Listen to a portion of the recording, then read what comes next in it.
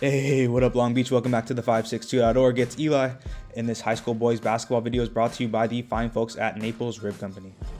We are back at St. Anthony's as the Saints fans are in company of two huge playoff runs here. The boys back at home in the 2AA bracket taking on Campbell Hall, led by Isaiah Johnson and Deuce Newt. A lot of Grinches here in the building, but for St. Anthony's, they got two leaders of their own. It's junior JoJo Wicker here and big senior Quincy Phillips trying to continue the Saints playoff run with a win here in the quarterfinals. But to open up the game, it's not the two of those guys. It's Amon Hayes, dominant inside the paint to start the game for Campbell Hall. They shoot it well, and it's their big man here with a shot, James Bass with the jumper, then Hayes again, this time with the jumper, showing that Bass isn't the only big man that could shoot it.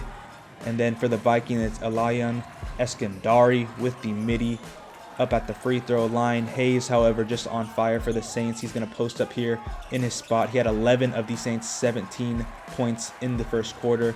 The big man just absolutely on fire as he pulls up here for two. Would have been better without the foot on the line. Would have been better if it was from three. So he pulls up on the other end, and it's pure. Hayes just burying this one, and these Saints fans are loving it as he's on fire. However, Campbell Hall still with a strong opening quarter as Eskandari able to steal it, and then the slam at the buzzer. Aaron Powell, Vikings able to finish out the first quarter 21-17 over the Saints. Right out of the second quarter gate, Powell able to be on the receiving end of two steals for the Vikings as this one is up and in, and then from the outside knocks this one down. He had a team high 22 points for the visitors as he's left wide open on this one.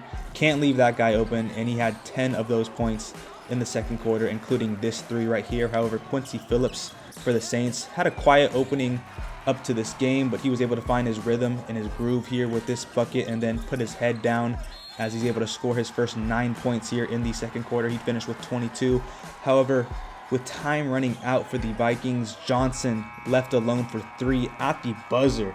The Saints are trailing at the half 42-35 in a tight-knit game here at St. Anthony's. Campbell Hall able to build a lead as big as 10 points here in this one. However, Powell just left in the corner, able to pat the stats there for them. Mikey Cortez for the Saints, though, came out scorching hot in the third quarter.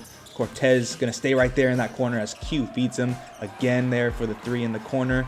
Then why not flip sides on the fast break as he makes the Vikings pay. We don't have field goal percentages here, but just trust me when I say this kid really didn't miss. And to prove my point, Cortez back there somewhere behind the ref nails another one. He made 6 total threes in this one. And then down the fast break, it's going to be Haynes. Slam it down. Just like that, the Saints tied up 52-52 in the third quarter after, like I said, trailing 10 points in the game. Campbell Hall able to nail a few shots here, like this one from Newt.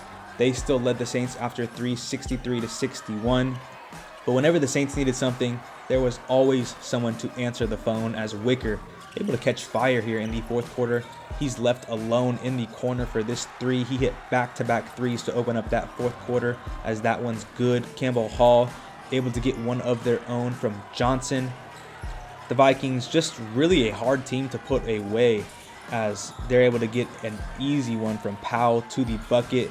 And then underneath, up and under goes Eskandari for the Vikings. But again, like I said, when that phone rang, the Saints answered. Cortez ties it up at 80 apiece with 2.5 to play. He finished with 20 points. A couple plays later, teams tied up at 82, and Wicker, zero hesitation as he gives his team a 3-point lead with a minute 27 to play. Campbell Hall able to sneak a bucket in on the inbounds, then down one, looking to take the lead. Wicker just making his presence known on both sides of the ball. Then shot clock about to run out on this one. Ball goes to Wicker, tosses this one up, and at the buzzer, he's able to nail this one down. Pretty much a dagger for the Saints. 11 of his 14 points came in that fourth quarter. Campbell Hall gonna have to foul here and get free throws from the Saints, but the Saints able to hold on to this one with a huge victory here in the quarterfinals of the CIF Southern Section Division II AA bracket. They will take on Heritage Valley on Friday in the semifinals, looking to keep this playoff run going and have a chance at the championship game. For that game coming up on Friday and all things local sports, you got to keep it right here in the bright spot, the562.org.